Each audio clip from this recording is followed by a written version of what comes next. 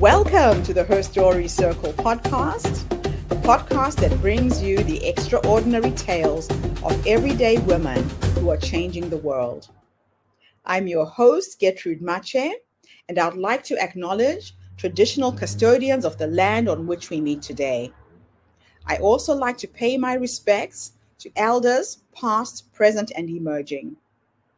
Every week, we dive into the lives, challenges, and triumphs of women from all four corners of the globe. We're here to inspire, enlighten, and connect, sharing stories that uplift and empower. So grab a cup of coffee, settle in, and join us as we explore the incredible journeys of women shaping our future. This is Her Story, where every woman's voice matters. Hello, everybody, and welcome back to the HerStory Circle. This is Gertrude Mache here in beautiful Melbourne, Australia. And today I am graced with the presence of yet another fascinating young woman. Welcome, welcome, welcome to our tribe. Please tell everybody your full name, where you're based, and share your story with us today.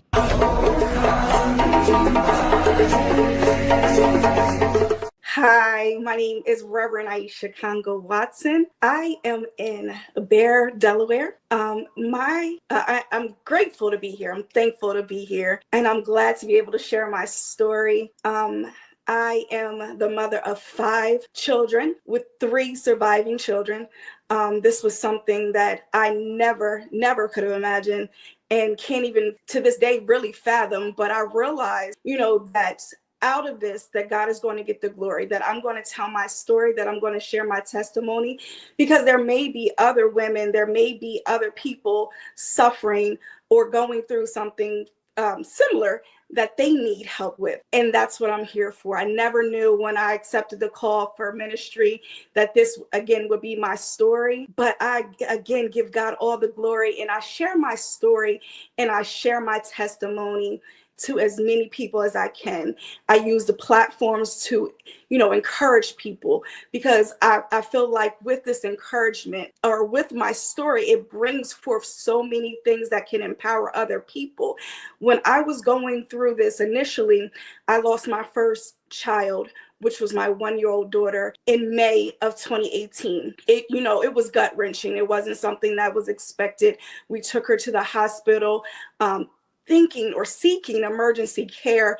And a few hours later, we were met with reality that she had passed. So from there, I was like, God, what are you doing? What is going on? What is this that you're taking me through? And I had accepted the call to ministry, and I had planned on just giving my sermon. But then I had to realize, and I had to come to grips with what God was really doing, and realize that ministry wasn't just behind the pulpit, but ministry was to reach the masses. So once I was able to grasp, the severity of it and be able to grasp my feelings from, the initial shock of it, God told me that I had to share it to other women. There were people that I needed to reach, because when I was going through and when I felt like I was suffering, I needed to see people like me. I needed to see other women like me. I needed to understand how they got through. So as I was searching for resources, as I was looking for those things, I was talking to God. I was talking to my pastor, and I was just praying. And God actually showed me that I needed to provide these for other people. And he took me to the scripture that told me about beauty for ashes. And from there, I said I had to exchange the pains and hurt that I was facing and be able to present it to other women to help them.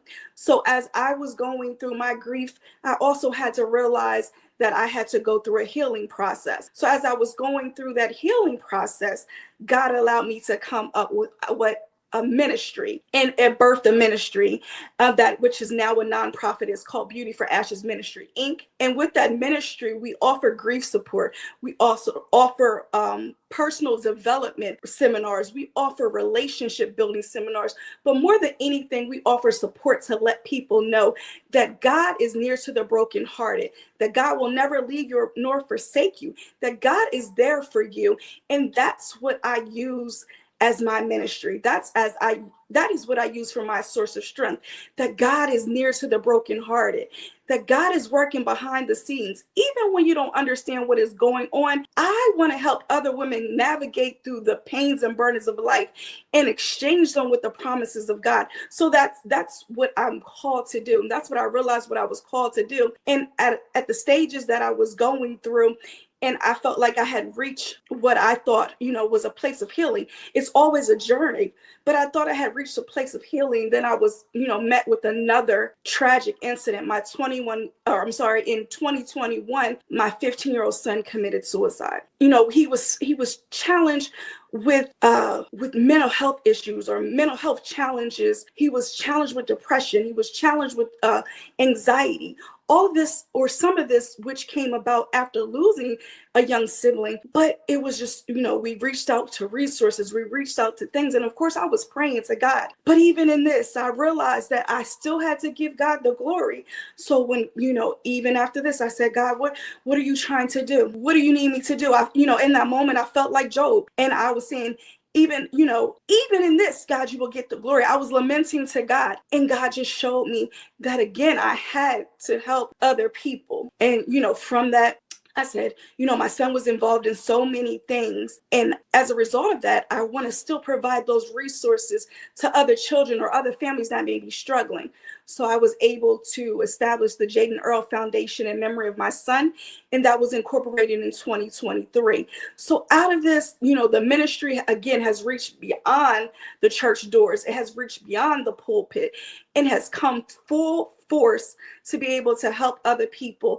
And that's what I want to do. I want to help them see the sunrise after the sunset. I want them to understand that brighter days are ahead. I want them to understand that there's so much more.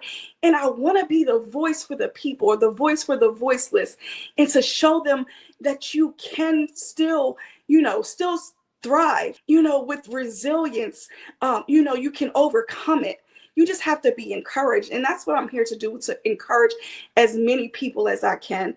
And that is my mission, because I want my children's names to live on. I want their legacy to live on. I don't want their life to be in vain. And I want God to get the glory out of everything. And essentially, that's my story. That's my testimony.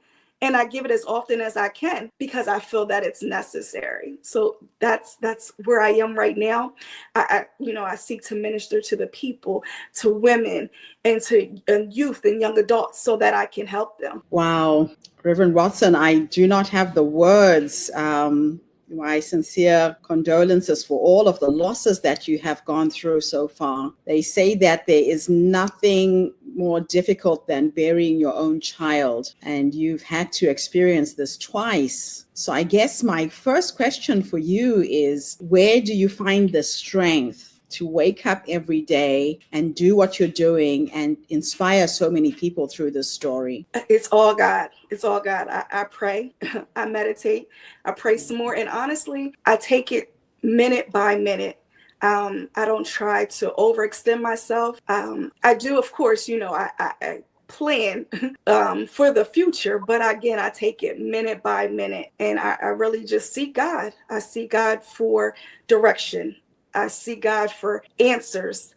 And I give myself grace to feel. That's one of the things that, I wrote a book. It's called A Walk Through the Valley. And in the book, I offer 4 strategies. And one of the strategies is to stay aware of your emotions. So there may be days that I just don't feel like feeling like it, or there may be days that I'm not okay. And in my book, again, I say it's okay not to be okay. So it's some days where I have to give myself grace to feel, or have to be completely in the moment and present in my emotions and say, Iesha, you know what? Just relax. Or I just, let it all out. That's okay too, because you can't hold it in. Yeah, they say that our emotions are like our children, and that when they come, you shouldn't push them away. Absolutely. You have to sit with it and let it pass through you. And it takes its time. Grief is one of those things that you can't put a specific time to it. It's different from person to person. Absolutely. Wow. So how did your understanding of grief evolve as you have been processing your own loss? It definitely took some time. With my daughter passing in 2018, I went through severe depression, and I was going through counseling. I was on medication. I kind of withdrew and shut down from the world for about 18 months. I wasn't working. But then I realized, like, I had other children. I had a husband. I had so many things I had to do. And ironically, I was already scheduled to preach my initial sermon in June of 2018. So less than 30 days after my daughter passed, I was scheduled to preach. And I remember some spiritual leaders telling me, just go, you should do it. You should really push through and do it. And from there, God is really going to show himself to you. And I did. And I preached through my pain, and out of my pain came my purpose. Out of my pain came power through the Holy Spirit. And so it took a lot of, again, prayer, a lot of altar calls, a lot of altar calls, a lot of prayer, a lot of meditation, a lot of time with just sitting with myself and God, a lot of journaling. And I didn't really understand it to be, understand what it was going to be, but I knew that I couldn't just lay there, because I felt like if I laid there, the devil was going to take my mind, because then I would have been, in my thoughts, I would have been sitting there, I honestly, I was on medication, and it's okay to be on medication, because I needed to get that clarity of mind to even be able to pray, to ask God to deliver me from what I was feeling. And, with that, God gave me resources, because it's okay to go to therapy. It's okay to seek out resources. It's okay if you have to be on medication, because I say all the time, God made doctors. So it's okay to use those resources. So with these resources, I remember, again, I was looking for something that was going to give me insight of what it was going to look like, or how I was going to get over this. And I went to a therapist, and they suggested going to a grief group. And I had to go through a couple. And once I found the one that I was most comfortable with, from there, I realized that this was a start to what I was able to do and provide for others. So after going through the support group for about 3 sessions, it's a 13-week session. So I went through it for about 3 sessions. So it was probably close to a year. And then I said, you know what? I feel comfortable enough to facilitate these sessions. And I spoke with my pastor, and she gave the okay for me to use the church as the hub for and the resources. I told her that, God had gave me a ministry for women. And she said, well, if you think that God gave you the ministry, write your mission statement.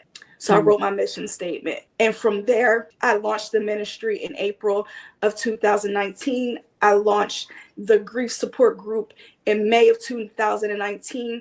And I've been going forward. And even with helping other people, it's been helping my healing process. And that's, I find the strength from God, because I realize it's not about me.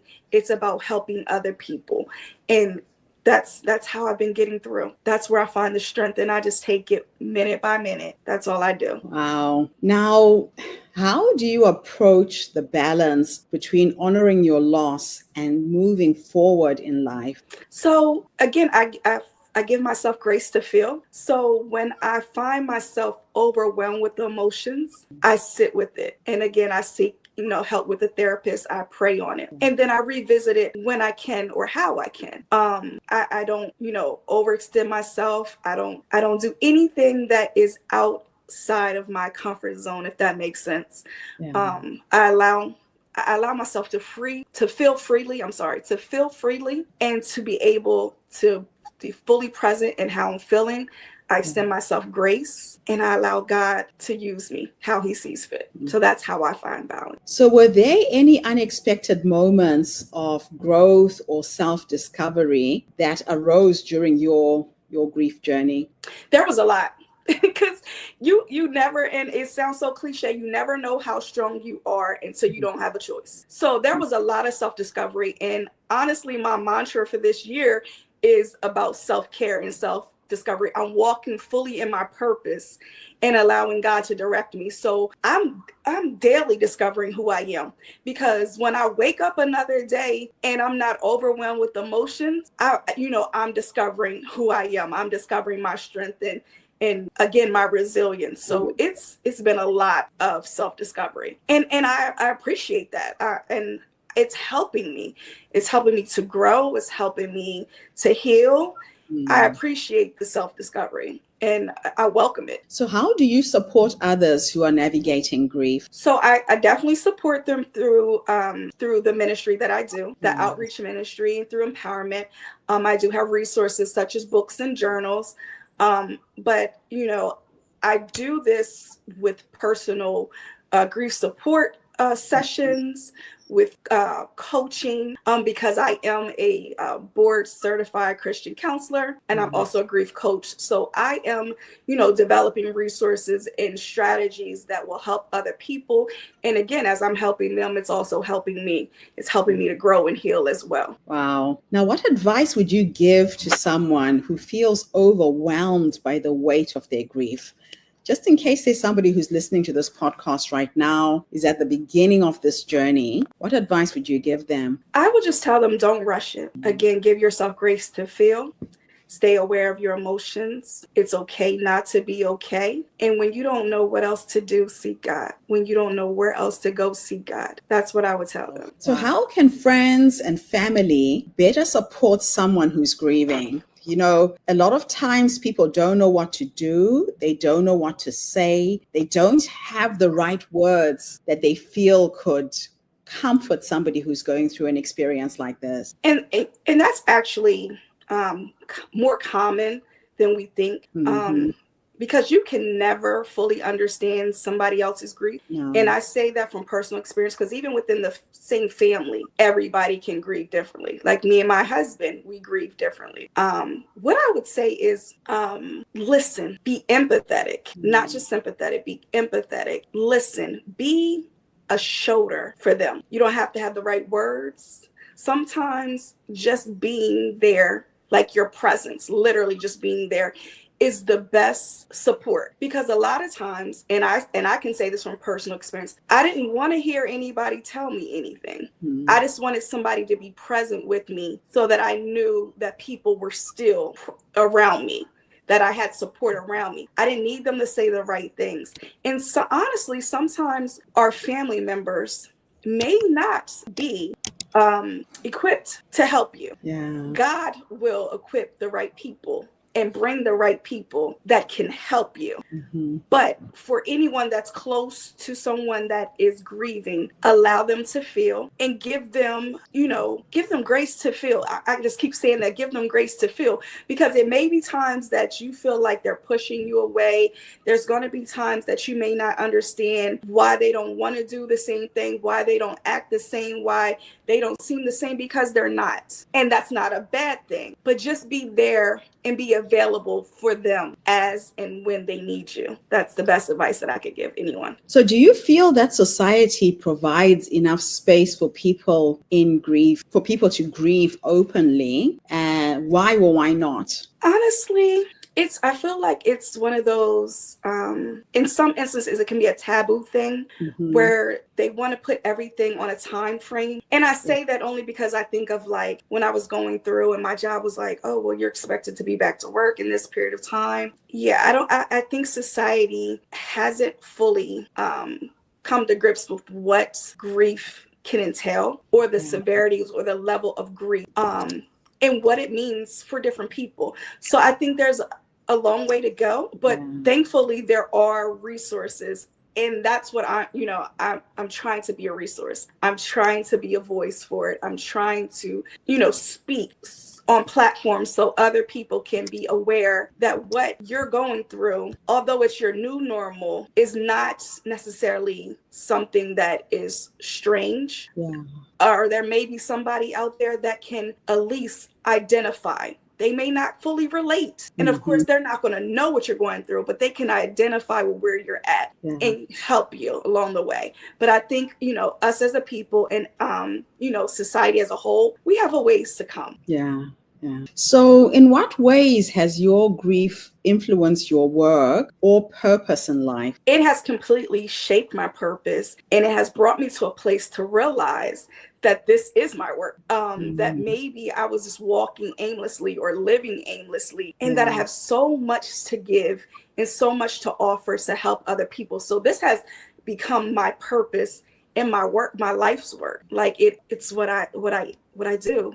I help people to heal. That's my work. So how do you turn pain into a source of strength and inspiration for yourself and for others? I do it through ministry, through the work that I do, through the inspirational literature. I use all of those things, and I lean into that, and then I pour it out to others. So that's how I use it. You know, in Africa, we have a saying that the minute you share your story with someone else, with another human being, the problem is halved. It's like when you share your story with somebody else, they carry the story with you. It's not your burden to carry alone. So sometimes just talking about it, talking about what you've gone through, becomes the starting point to healing. Absolutely.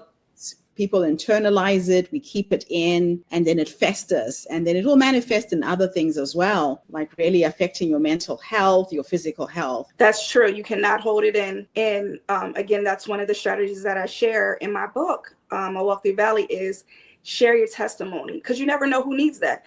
Because like I stated earlier on, I was looking for somebody else, because I needed to see the brighter side of it.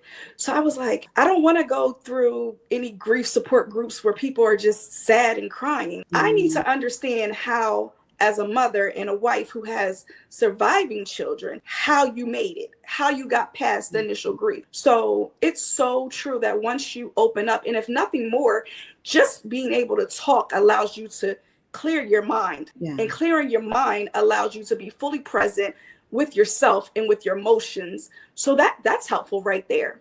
Like the reason why you should go to a therapist is so that they help you talk through your emotions. They help you talk through what's going on, so you can declutter and, you know, release all those thoughts, because you don't want to hold it in. You don't want to hold it in at all. So it's essential to share. So what lessons about resilience or love have you learned through your grief experience? So what I've learned through my grief experience is that, and it's, I'm sure you probably heard it, and I'm not going to say it like verbatim, but it's basically saying like your level of grief is the amount of love that you had for that person, for your loved one that passed. So this is my outward expression of love. Even though I'm grieving inwardly, this is my outward expression of love, and the amount of love that I have for my children, each of, both of them individually, but in the scenario, it being a collective, experience of overcoming grief. And from there, I had to realize that even though they were young children, they would want to see their mom thriving. So the resilience was, or understanding what resilience is to be able to bounce back from something. So I had to overcome this, and I had to bounce back from what was a traumatic experience and show, that I was able to overcome it, and understand that, even in this, that, God was stretching me, and that God would get the glory out of it, and that there will be so much more that would come if I'm just resilient, if I'm just able to overcome and able to triumph what I went through. Because it was, trials and tribulations that I went through, of course, but I was able to triumph that. So that's where, I see the resilience, and I understood what resilience is. And I honestly had to sit with it, like, what is the message, or what am I doing? How am I going to do this? And sometimes I have to ask myself that, daily. And then that's when I see God, like, how am I going to do this? But I understand that I have to overcome this, and, the love that I had for my children will continue to be continue to be shown through everything that I do. If you could go back and give yourself 3 nuggets of wisdom, in case there's a mom, a parent, a brother, a sister going through the same experience right now, what would those 3 nuggets of wisdom be? Seek God, stay aware of your emotions, and seek support. Those would be my 3 nuggets. And if I had to add a 4th one, again, share your story or your testimony. That is so true. Now, the last question, I'm going to teleport you into the future, and we're going to go and sit with the 80-year-old you. Wow. This wise woman who has been guiding you, prompting you, supporting you, that little voice in your head that says, wake up, you've got to get up and take another step, live another day. If we could go and meet this wise woman who's guided you up until this point, what will you say to her when you finally meet her? You've come so far, you can't give up. Even in this, you have more to do. I love asking women that question because a lot of us forget that the wise woman is already in us. She is that quiet voice that lies within, that makes you get up even when you don't feel like getting up when you're going through experiences like this. She's that wise voice that says, say yes or say no to invitations, to support, to help. So thank you for listening to your wise woman. I know that you will leave a legacy through everything you've experienced. And with every life that you touch, with the support that you're giving, that will be the legacy that you will leave behind. So thank you for your work. Thank you for having me and allowing me the opportunity to share it with you and with others. And thank you to everybody who's tuned in. The Her Story Circle is not just a podcast. We are a social impact movement that brings you the stories and voices of women from all over the world. We share our stories to uplift you, to inspire you, to energize you, to empower you, but most importantly, to take you from where you are now to where you're trying to go. So even if it's not you who is going through grief at the moment, you might know a friend, an uncle, an aunt, a sister, a brother. Dr. Watson is here to support. I have her website at the bottom of the screen. Please reach out. You don't have to do this alone. There are people out there who will support you, who will guide you and take you through one of the most harrowing experiences of your life, which is loss, overcoming grief, and learning how to heal. Thank you so much, Dr. Watson. I'll be back again tomorrow, everybody, with yet another amazing guest. In the meantime, have a fantastic day, morning, or evening, wherever you are in the world, and bye for now. Thank you, Dr. Watson. Bye-bye. Thank you for tuning into the Her Story Circle podcast. I hope today's story has inspired you to believe in the power of our stories and the difference you can make in the world when you use your voice. I'm Gertrude Mache, and it's been an honor to share this space with you, where voices from all walks of life come together to weave a rich tapestry of diverse perspectives. Don't forget to subscribe, rate, and review our podcast to help us share these stories with more listeners. Follow us on social media by looking for the Her Story Circle podcast for more updates. And join us tomorrow for another episode filled with courage, resilience, and empowerment. Remember, your story matters, and together we're building a stronger, more inclusive world. Until next time, keep making her story.